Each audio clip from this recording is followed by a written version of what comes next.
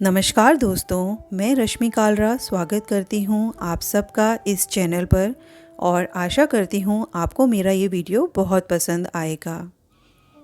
हमारे देश में सैकड़ों धार्मिक स्थल हैं यात्रा के लिए, पर माँ वैष्णो देवी की यात्रा का महत्व ही अलग है। हर वर्ष लाखों भक्त माँ के दर्शन कर अपने जीवन को सफल बनाते हैं। माँ वैष्णो देवी त्रिकुटा पर्वत पर गुफा में पिंडी रूप में विराजमान हैं।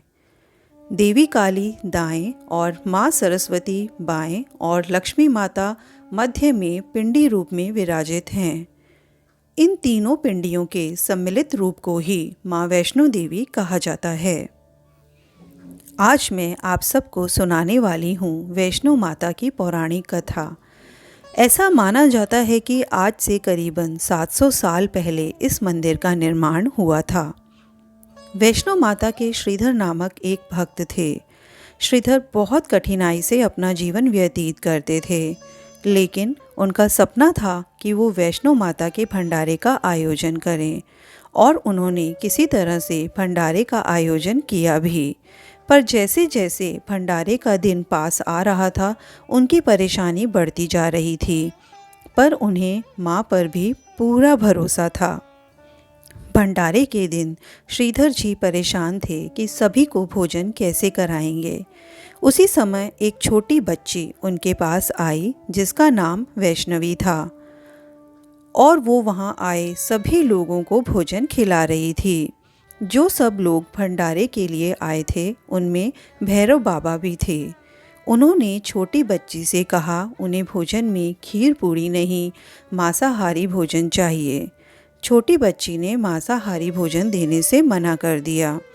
तब भैरव बाबा को बहुत गुस्सा आया और उस छोटी बच्ची को पकड़ने की कोशिश की, पर वो छोटी बच्ची जो कि असलियत में माँ वैष्णो देवी थी, वहाँ से वायु बन के उड़ गई। पर भैरव बाबा ने माँ का पीछा करना नहीं छोड़ा। माँ ने थोड़ी और आगे जाकर जब पीछे मुड़कर देखा तो भैरव बाबा अभी भी उनके पीछे आ रहे थे। इस स्थान को चरण पादुका के नाम से जाना जाता है। ऐसा माना जाता है कि माँ की सुरक्षा के लिए हनुमान जी भी उनके साथ थे। रास्ते में जब हनुमान जी को प्यास लगी तो माँ ने वहीं तीर से जल की एक धारा निकाली और हनुमान जी ने उस पानी से अपनी प्यास बुझाई और स्वयं माता रानी ने भी अपने केश धोए। इस स्थान को बाण गंगा के नाम से जाना जाता है। ऐसा माना जाता है कि बाण गंगा में स्नान करने से समस्त समस्याओं का समाधान हो जाता है। इसके बाद माँ ने एक गुफा में शरण ली जहाँ उन्होंने 9 मास का समय निकाला। इस स्थान को गर्भजून के नाम से जाना जाता है। वहाँ से माँ ने त्रिकुटा पर्वत के लिए प्रस्थान किया। उनके साथ हनुमान जी भी थे। त्रिकुटा पर्वत पहुंचकर माँ एक गुफा में चली गई। वहाँ भी भैरव बाबा उनका पीछा करते करते पहुँच ही गए, जहाँ हनुमान जी से उनका युद्ध हुआ।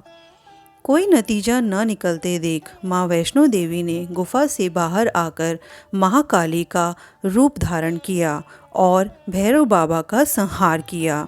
परंतु भैरव बाबा के क्षमा मांगने और उनकी मंशा को जानकर उनको मोक्ष का वरदान दिया एवं ये भी कहा कि मेरे दर्शन के बाद आपके दर्शन किए बिना किसी भक्त की यात्रा पूरी नहीं होगी। इसके पश्चात माँ पुनः गुफा में जाकर पिंडी रूप में विराजमान हो गईं। कुछ दिनों बाद श्रीधर जी को माता ने सपने में दर्शन दिए और गुफा के बारे में बताया। श्रीधर जी बहुत खुश हुए और माँ की गुफा की तलाश में निकल पड़े और आखिरकार उन्होंने गुफा को ढूंढ ही निकाला। तभी से वहाँ पर माता के दर्शन के लिए श्रद्धालु जाने लगे। आशा करती हूँ आपको माँ वैष्णो देवी की ये कथा बहुत पसंद आई होगी। धन्यवाद।